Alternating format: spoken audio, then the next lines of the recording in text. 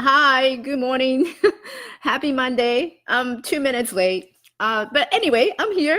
Hope everyone is doing well over the weekend. So today, let's go back. So yesterday I was at this big event. It was a event hosted by Next Tribe. So it's a magazine actually that they gather together, and they have very useful information for any woman over ages of 45. And what they do is they have this tribe of women, and they're very accomplished. A lot of them are in the film industry, and they're actor and actress, and they're very well accomplished. But they all share something in common, and that is they're going through aging process. And one of the tagline and or the slogan that the Next Tribe is having is called aging boldly. So it's about, as we age, you don't want to lose that sense of purpose, that sense of fulfillment, and you want to have your own voice in the society, even though you're aging. So I kind of thought that would be an interesting topic to talk about, because aging is a process that we all go through, and it depends on how your perception of aging. It can be really hard, or it could be really easy. You could just be aging with a breeze, or you could be aging like everything is painful, or I have back pain, I have this pain and that pain. It's really based on your perception of age. So I figure, today, because there's so many challenges that we are facing, and the feeling that we have, that insecurity that we all share. And this is not just for women over ages of 45. This is shared by everybody, men, women, ages over 45, under 45. We all have that same feeling of we're aging, and you're just not sure about the things that you do. So, I kind of figure this would be a very useful topic to talk about for everybody. You may be in a workforce where you walk into the office, and then your office suddenly hires someone younger than you, or someone just fresh out of the school, but you have to train them. All right, maybe you've been in the workforce for the last 5 years, 6 years, and all of a sudden they hire this new person who just came out of the school, and now you have to train that person. I mean, training is fine, right? We're open to training someone, but we're entering in that age of entitlement, and sometimes these new grads, I don't know about you, but sometimes, speaking from personal experience, they may not have the same values as you do, or they may not hold the same attitude as you do towards work. So it creates a lot of conflicts and boundary in terms of what do you do? How do you deal with that person? And maybe at some point you're just like, well, why am I training this person? That person has huge attitude issue, and I don't really like to train that person. And just because I'm older, and that person is not respecting me. So there's a lot of things that's going on when it comes to age difference and that generation gap. So, or you could be turning on the TV at home, and here you are almost entering a retirement, or you're thinking about retirement, and you turn on the TV. Everything is about beauty, and everything is about being young again.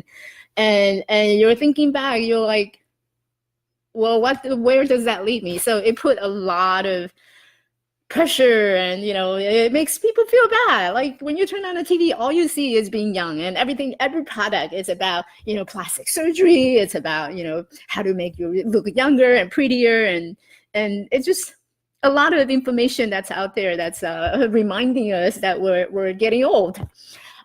So you're looking at this young person at work, and you're turning around, and here you are thinking about retirement. You're probably thinking, what do you know about success? I spent all my entire life thinking about success. Look at where I am. I have this, I'm a CEO of the company, or I'm a founder of a company. I'm very, very well achieved, and I know everything about success. And here you are, the 20 years old. What do you know about success? But anyway, So how do you deal with aging, and how do you deal with it so that you handle it more gracefully, and yet, like the tagline said, how do you deal with it aging boldly?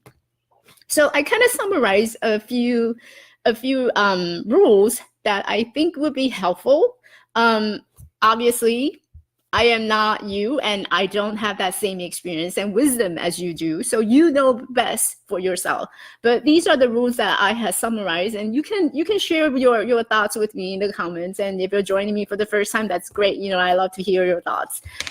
So here are some of the rules that I think would help us to kind of age more gracefully and still have that courage of doing the things that we want to do. So rule number 1 is you want to keep learning and keep experiencing new things in life.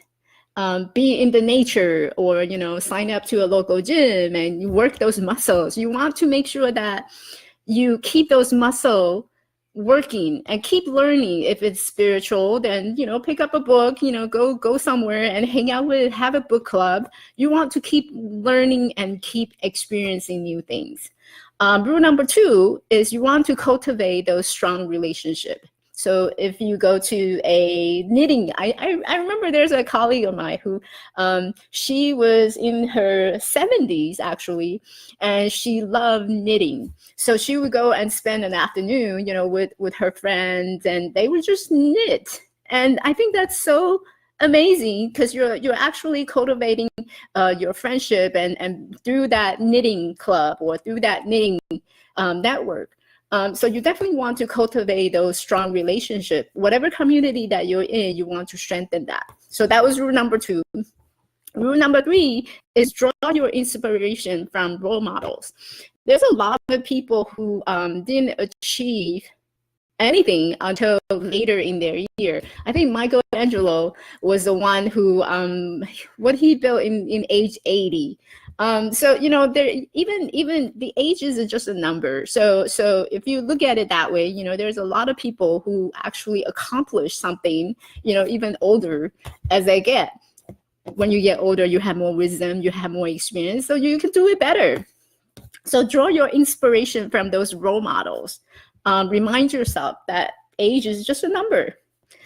Number 4 is to keep your brain and your body fit. So it goes back to my keep learning and keep experiencing. You definitely want to make sure that you're eating healthy and you're exercising. So you want to make sure that your brain is healthy, your body is healthy. That would help you to age more gracefully. Number 5 is to find a purpose, and that puts meaning into your life and also fire up your belly. So what keeps you driving? What keeps you going in your life? What is your inspiration? Maybe years ago you thought about, I want to be an artist. Well, why not pick up the paintbrush and start painting? So you want to find that purpose and put something meaningful into your lives, and that creates fires. That's something that keep us alive and keep us really happy and have that sense of joy. So find a purpose. Number 6 is just to be honest about your age. I know some individuals, they actually lie about their age on their ID and their passport. And when you look at their ID, when you look at their passport, their birthday don't match.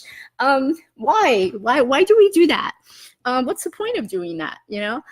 We're aging. Okay, great. I'm going to put down what my age is, and don't lie about it. Once you start lying about your age, you actually give that number a power that it doesn't deserve. So if you lie that, I'm 45 and you tell people, oh, I'm only 35. Well, that's a big number, but all of a sudden you give that number a power to take it over you. So don't lie about your age. It's okay. It's okay to be old. Number 7 is to be flexible and also open to change and growth and evolution. There's so many things that's changing every single day, just as we're getting used to something, and something's certainly changed, right? When it comes to the internet, or when it comes to technology, many times, one device, one iPhone came out, and then another iPhone started coming out. You just learn how to use your iPhone, the old iPhone, and all of a sudden they have those new features, and they're changing again. So the world is constantly changing. So make sure that you be flexible and that you're open to learning new things, and make sure that you'll be open to have growth. So that's number 7. Number 8 is cultivate a sense of humor and make sure you laugh. Like throughout the day, make a joke and hear a joke. And I think the other day I was in a meeting, and we start off the meeting by making a joke. So whoever wants to say something that's funny or what makes them happy, they kind of putting the dollar into the bucket, and everybody will share a joke or something that's happy. So you want to cultivate that sense of humor. Laughter is the best medicine. So laugh, make a joke, be happy. Number 9 is to think about death. I know this is a subject that many of us don't think about, especially in Asian culture. Some, like my dad, he's very conservative about talking about death. But death is something that it will come, and it's inevitable, and you got to plan ahead. Don't make it all of a sudden you have to face it, and then you're in that crisis mode of how to deal with that. As you planning ahead, you actually prepare yourself mentally and physically. You're more in tune, and the minute that you start planning, you realize that we as human beings, we have really finite time on Earth, and when you realize that you have really finite time, you start to think about what makes it valuable with your time, and how can you be in the present moment rather than wasting your time. So when you want to think about and planning ahead about that. Lastly, number 10 is don't be afraid or intimidated or threatened, or don't marginalize yourself or marginalize your by others. You want to voice your opinion. You want to, if you have something to say, make sure you voice it. I think many of us, especially women, we put everybody else first. So, even in the workforce, we put others first. How does that person feel before we say something? Or how does that my boss think about this before I say something? If you have a strong opinion about certain things and that you can make a difference, then why holding back? If you have a dream that you want to achieve, why holding back because of someone else? So you got to really, don't be afraid to be bold. So that was my 10 rules of how to age gracefully. I hope you all start thinking about, what makes you feel alive? What is your purpose? We may go through the routine every day, not thinking about these. And so we start holding back, and, every moment that we hesitate is a moment that we wasted. So aging is inevitable again. And I think aging gracefully involved with, are you living in that moment? Are you serving your purpose? Are you serving the world with your purpose? So make sure you make good use of your time. And, this is Monday, so I love to hear your thoughts on this topic. Share your idea with me in the comments. And if you're joining me for the first time, I'm Michelle. I'm a transition coach, and I help people transition fluidly through their different stages of their lives. And hopefully this is something that would be useful for you. And, if you have any interesting topic you would like me to talk about, please go ahead and leave me in the comment. Otherwise, I will see everyone. And thank you so much for joining me.